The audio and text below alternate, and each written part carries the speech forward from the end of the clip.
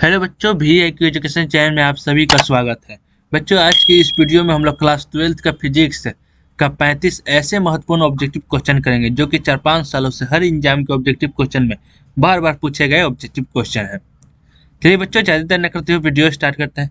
अगर आपको किसी भी प्रश्न का आंसर पता हो तो बच्चों आप उस आंसर को कमेंट में जरूर लिखिएगा प्रश्न संख्या के साथ।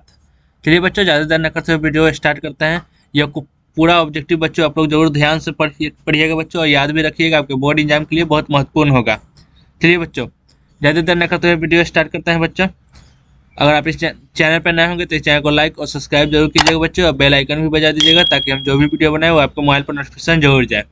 चलिए बच्चों, पहला प्रश्न बोल रहा है यूएचएफ आवृत्ति का तरंग प्रायः कैसे संचारित होती है। यूएचएफ आवृत्ति का तरंग प्रायः कैसे संचारित होती है? भू तरंग से, या फिर सतह तरंग, या फिर आकाश तरंग, या फिर अंतरिक्ष तरंग से। तो इसका सही आंसर हो जाएगा बच्चों ऑप्शन नंबर डी, अंतरिक्ष तरंग। यानी कि यूएचएफ आवृत्ति का तरंग प्रायः कैसे संचालित होती है? तो अंतरिक्ष तरंग से संचालित होती है। यानी कि ऑप्शन नंबर डी बिल्कुल राइट आंसर हो जाएगा बच्चों पहला का। दूसरा नंबर प्रश्न बोला है बच्चों, फैक्स का अर्थ है, यानी कि फैक्स का अर्थ क्या होता है?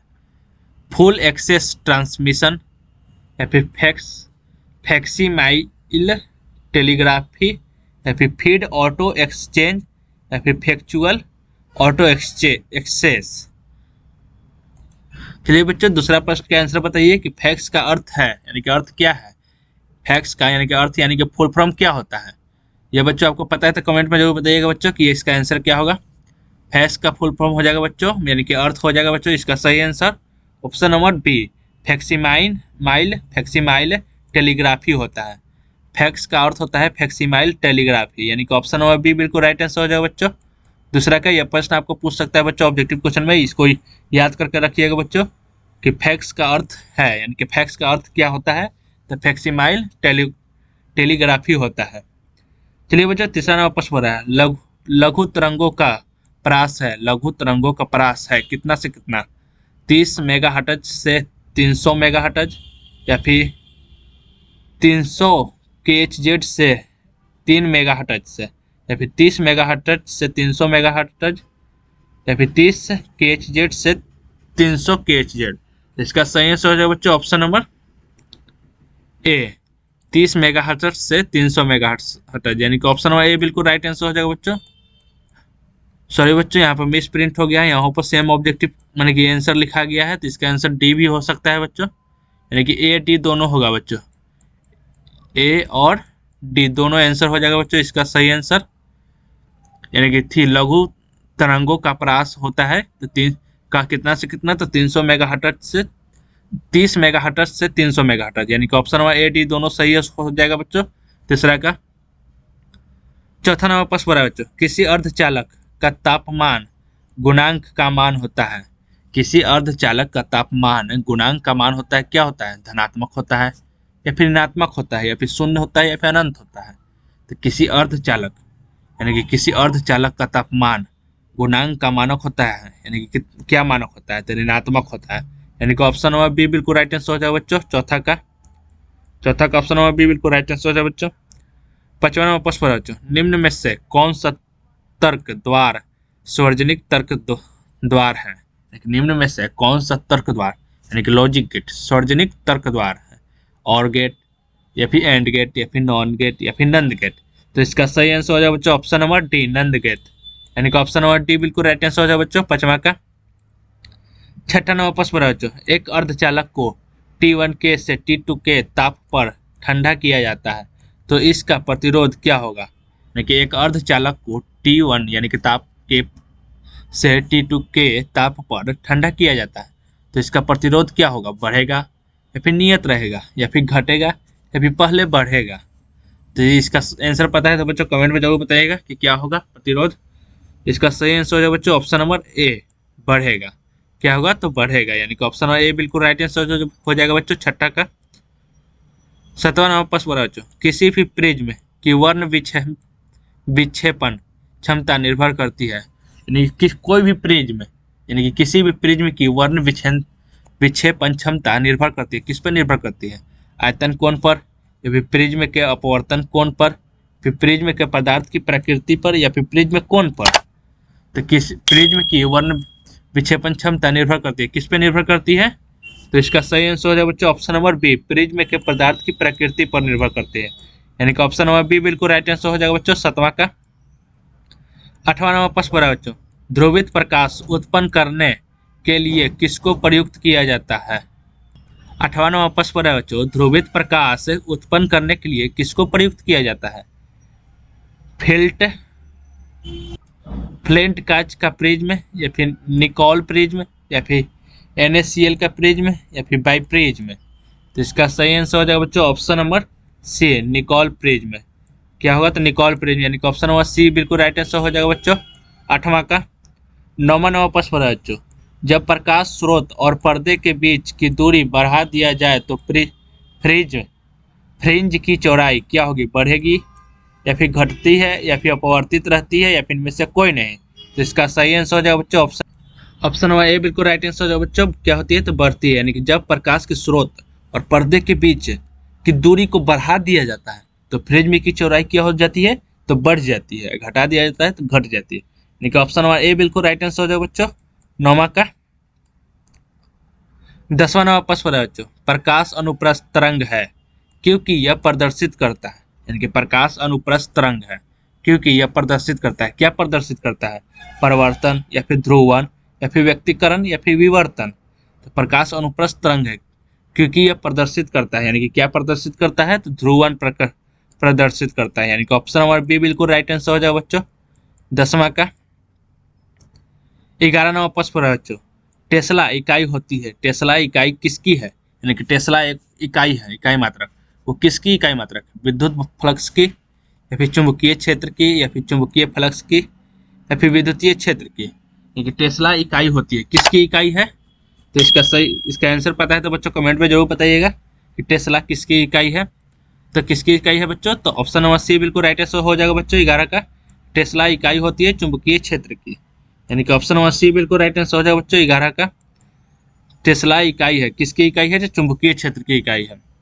12 नंबर प्रश्न है बच्चों, चुंबकीय विषुवत रेखा, चुंबकीय विषुवत रेखा पर नम्न कोण का मान होता है, क्योंकि चुंबकीय विषुवत रेखा पर नम्न कोण का मान कितना होता है? 0 डिग्री, 90 डिग्री, 45 डिग्री, या फिर 60 डिग्री। तो इसका सही आंसर हो जाएगा बच्चों ऑप्शन नंबर ए 0 डिग्री, यानी कि चुंबकीय विषुवत रेखा पर नम्न कोण का मान कितना होता है? तो 0 डिग्री होता है, यानी कि ऑप्शन नंबर ए बिल्कुल राइट आंसर हो जाएगा बच्चों 12 का। 13 नंबर प्रश्न है बच्चों, एम चुंबकीय आघूर्ण वाले क्षर चुंबक को 2 समान टुकड़े में तोड़ा जाता है तो प्रत्येक नए टुकड़ों का चुंबकीय आघूर्ण है, यानी कि चुंबकीय आघूर्ण वाले क्षर, यानी कि 13 नंबर प्रश्न है बच्चों, चुंबकीय आघूर्ण वाले क्षर चुंबक को 2 समान टुकड़े में तोड़ा जाता है, यानी कि 2 समान टुकड़े में तोड़ा जाता है तो प्रत्येक नए टुकड़ों का चुंबकीय आघूर्ण क्या होगा? तो m/2 होगा, यानी कि ऑप्शन नंबर बी बिल्कुल राइट आंसर हो जाएगा बच्चों, यानी कि प्रत्येक नए टुकड़ों का चुंबकीय आघूर्ण क्या होगा? तो m/2, यानी कि ऑप्शन नंबर बी बिल्कुल राइट आंसर हो जाएगा बच्चों 13 का। 14 नंबर प्रश्न बच्चों, निकेल है, यानी कि निकेल क्या है? अनुचुंबकीय है, या फिर लौह चुंबकीय है, या फिर प्रति चुंबकीय है, या फिर में से कोई है ही नहीं। इसका आंसर पता है तो बच्चों कमेंट में जरूर बताइएगा कि निकेल क्या है। इसका सही आंसर हो जाएगा बच्चों ऑप्शन नंबर सी, निकेल एक लौह चुंबकीय पदार्थ है, यानी कि ऑप्शन नंबर सी बिल्कुल राइट आंसर हो जाएगा बच्चों। निकेल क्या है? निकेल है एक लौह चुंबकीय पदार्थ। 15 नंबर प्रश्न है बच्चों, निम्नलिखित में से किन पदार्थों की प्रवृत्ति बाह्य क्षेत्र से मजबूत चुंबकीय क्षेत्र की कमजोर चुंबकीय क्षेत्र की ओर जाने की होती है? प्रति चुंबकीय पदार्थ की, या फिर लौह चुंबकीय पदार्थ की, या फिर अनुचुंबकीय पदार्थ की, इनमें से कोई नहीं। तो इसका सही आंसर हो जाएगा बच्चों ऑप्शन नंबर ए, प्रति चुंबकीय पदार्थ की, यानी कि ऑप्शन नंबर ए बिल्कुल राइट आंसर हो जाएगा बच्चों 15 का। 16 नंबर प्रश्न है बच्चों, समतल दर्पण की वक्रता त्रिज्या होती है, यानी कि 16 नंबर प्रश्न है बच्चों, समतल दर्पण की वक्रता त्रिज्या होती है, क्या होती है? अनंत होती है, या फिर शून्य होती है, या फिर 5 सेंटीमीटर होती है, या फिर -5 सेंटीमीटर होती है। तो समतल दर्पण की वक्रता त्रिज्या कितनी होती है बच्चों? तो अनंत होती है, यानी कि समतल दर्पण की वक्रता त्रिज्या कितनी होती है? तो अनंत तक होती है, यानी कि ऑप्शन ए बिल्कुल राइट आंसर हो जाएगा बच्चों 16 का।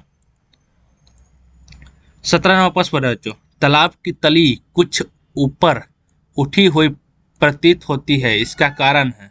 यानी कि तालाब की तली कुछ ऊपर उठी हुई प्रतीत होती है, तो इसका कारण क्या होता है?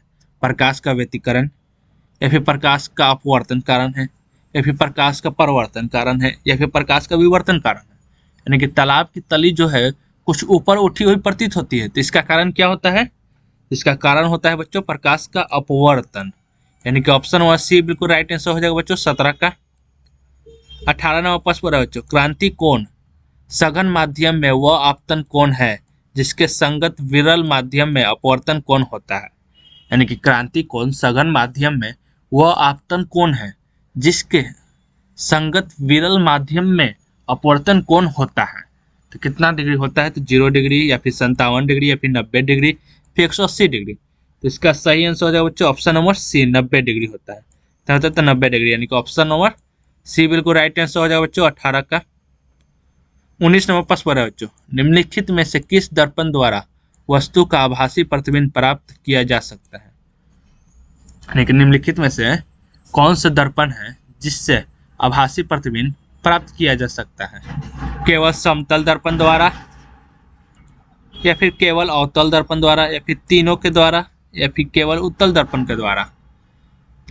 मानी कि आभासी प्रतिबिंब किस दर्पण के द्वारा, किस दर्पण द्वारा वस्तु का आभासी प्रतिबिंब प्राप्त किया जा सकता है? तो इसका आंसर पता है तो बच्चों कमेंट में जरूर बताइएगा कि किस दर्पण के द्वारा प्राप्त किया जा सकता है आभासी प्रतिबिंब। तो बच्चों इसका सही आंसर हो जाएगा ऑप्शन नंबर डी, यानी कि तीनों के द्वारा। यानी कि समतल दर्पण के द्वारा भी, अवतल दर्पण के द्वारा भी, और अवतल दर्पण के द्वारा भी वस्तु का आभासी प्रतिबिंब प्राप्त किया जा सकता है। यानी कि ऑप्शन नंबर डी बिल्कुल राइट आंसर हो जाएगा बच्चों, तीनों के द्वारा। 19 का ऑप्शन नंबर डी बिल्कुल राइट आंसर हो जाएगा बच्चों।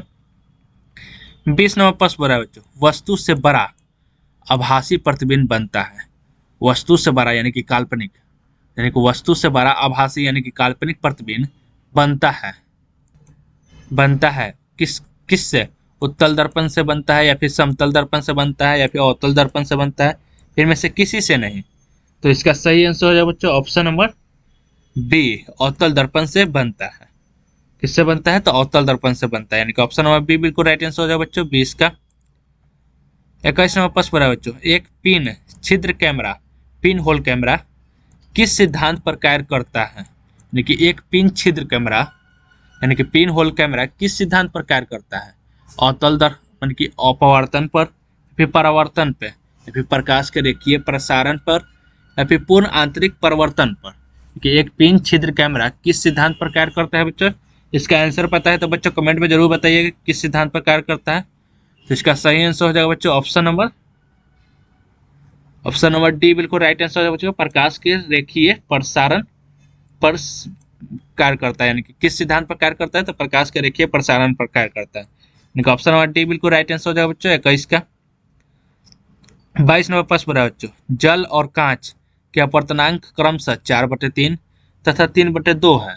तो जल का कांच के सापेक्ष अपवर्तनांक होगा, जल के कांच के सापेक्ष अपवर्तनांक होगा, यानी कि कितना अपवर्तनांक होगा? तो कितना होगा बच्चों? तो 8/9 अपवर्तनांक होगा। यानी कि ऑप्शन नंबर डी बिल्कुल राइट आंसर हो जाएगा बच्चों 22 का। 23 नंबर प्रश्न है बच्चों, किस कारण वायु का बुलबुला पानी के अंदर चमकता दिखाई देता है? यानी कि किसके कारण वायु का बुलबुला पानी के अंदर चमकता दिखाई देता है? परिवर्तन के कारण, या फिर पूर्ण आंतरिक परिवर्तन के कारण, या फिर अपवर्तन के कारण, या फिर विवर्तन के कारण? तो इसका सही आंसर हो जाएगा बच्चों ऑप्शन नंबर सी, पूर्ण आंतरिक परिवर्तन के कारण। कि किस कारण वायु का बुलबुला पानी के अंदर चमकता दिखाई देता है?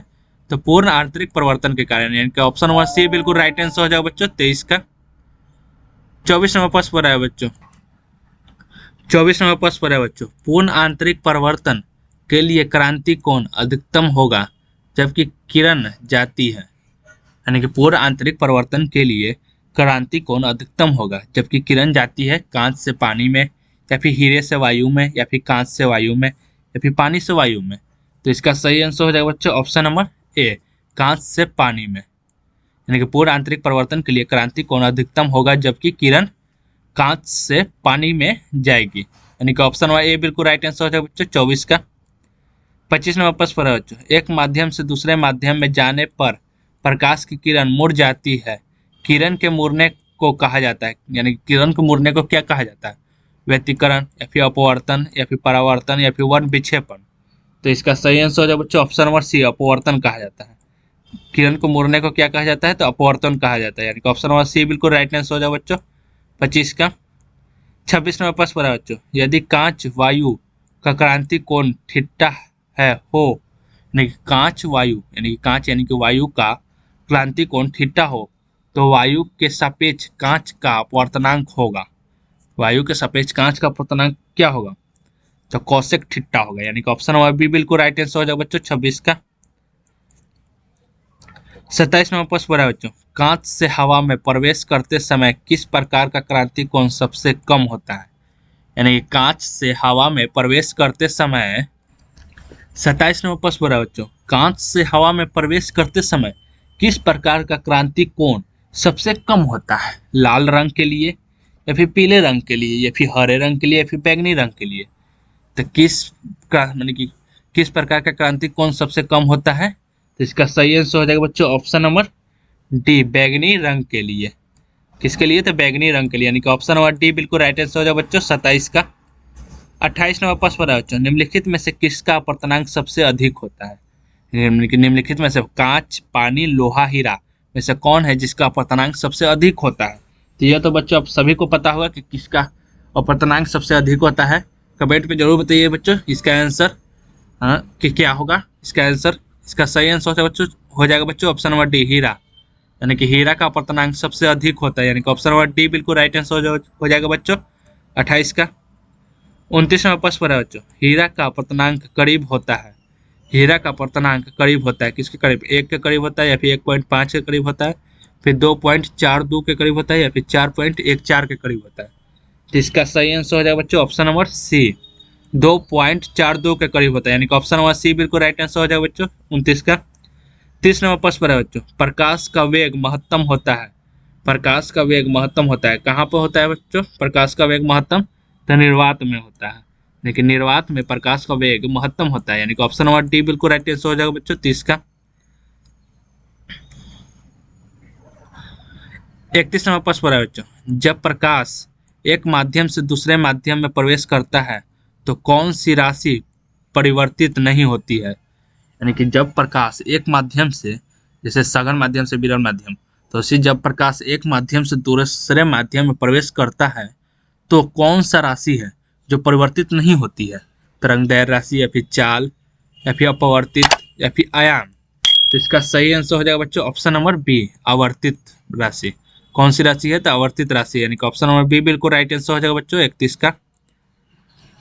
32 नंबर प्रश्न है बच्चों, लेंस की क्षमता का एसआई मात्रक होता है, लेंस की क्षमता का एसआई मात्रक क्या होता है बच्चों? ये पता है तो बच्चों कमेंट में जरूर बताइएगा कि लेंस की क्षमता का एसआई मात्रक क्या होता है। इसका सही आंसर हो जाएगा बच्चों option number B, dioptre. Lens की क्षमता का एसआई मात्रक क्या होता है बच्चों? तो डायोप्टर होता है, यानी कि ऑप्शन नंबर बी बिल्कुल राइट आंसर हो जाएगा बच्चों 32 का।